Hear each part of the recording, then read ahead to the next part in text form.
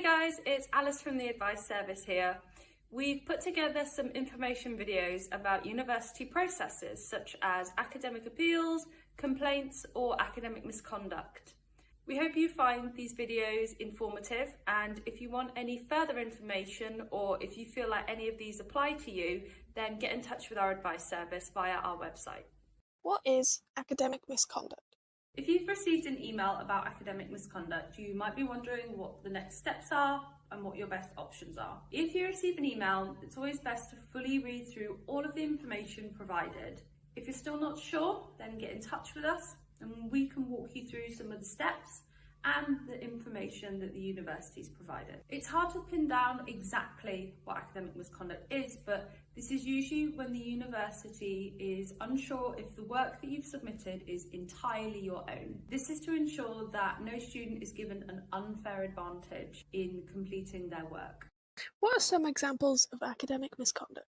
Examples of academic misconduct can include plagiarism or collusion. That's when you work with other people for an assignment when you weren't given permission to do so by your lecturer. It's always best to fully read through the instructions given by your lecturer and ask any questions if you're not sure before engaging with the material. Is AI allowed in my work? We appreciate that AI is becoming an increasingly popular tool, both within university and outside. But the university has different guidelines on what is accepted and what is not accepted in using AI in work. If you're not sure, please ask your lecturer. They'll be able to walk you through what might be accepted and what will be picked up as academic misconduct if it is submitted in your work. What is Aviva and why have I been invited?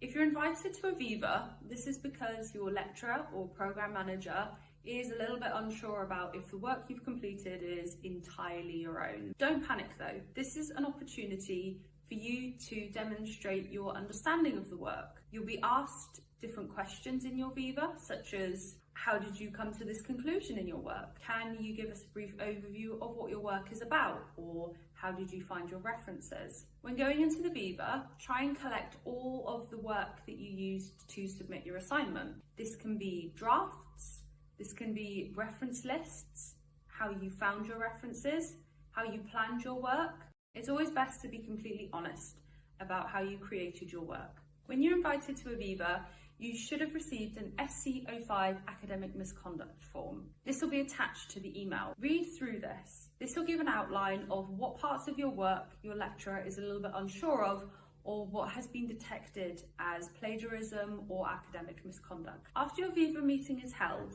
you should receive an email as to whether the academic misconduct allegation is going to be upheld or is going to be dropped. What happens after the Viva?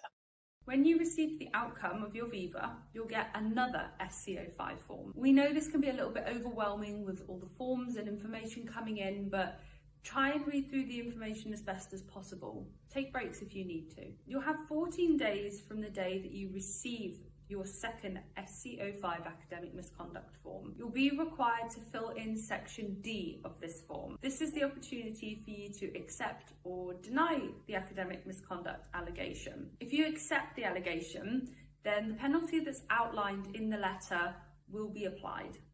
If you deny the allegation, you'll be asked to submit evidence as to why you're denying and why you think the claim is wrong. It is worth noting that if you deny the claim and then it is later found to be upheld, the penalty you receive after this may be more severe than the initial penalty that you were offered.